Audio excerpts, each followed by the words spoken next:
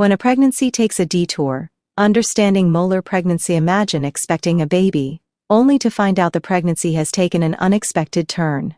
A molar pregnancy, also called a hydatidiform mole, is one such rare detour, a condition where abnormal tissue grows inside the uterus instead of a developing embryo.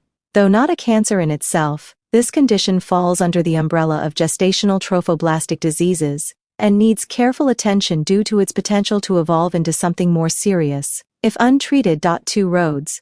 Both abnormal molar pregnancies come in 2 varieties, and neither leads to a healthy baby. Complete molar pregnancy is the result of a genetic blank slate.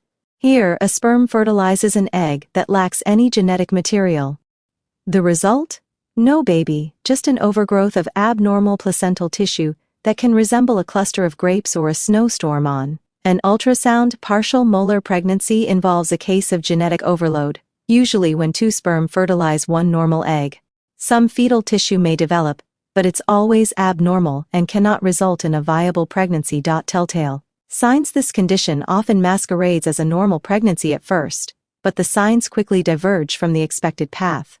Vaginal bleeding or spotting early in pregnancy can be a red flag. Women may also experience unusually severe nausea and vomiting due to excessively high levels of the pregnancy hormone HCG. The uterus might grow faster, or slower, than expected, and in some cases, signs mimic hyperthyroidism, like feeling jittery or having a racing heartbeat, or preeclampsia, high blood pressure and swelling, appearing surprisingly early. One striking clue: the absence of a fetal heartbeat or movement during routine checks. Diagnosing the detour. Doctors usually detect molar pregnancies through an ultrasound, which can reveal the hallmark snowstorm pattern or clusters of fluid-filled cysts in the uterus.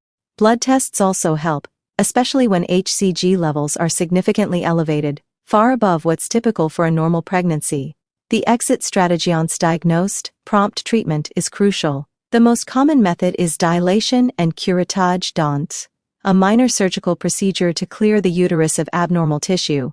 But the journey doesn't end there. Ongoing monitoring is essential. Patients undergo regular blood tests to track HCG levels, making sure the tissue is completely gone and hasn't developed into something more dangerous, like choriocarcinoma, a rare but aggressive cancer that can arise from persistent molar tissue. The takeaway, though alarming, molar pregnancies are usually manageable with timely diagnosis and treatment. They can't be allowed to progress, as they never result in a healthy baby.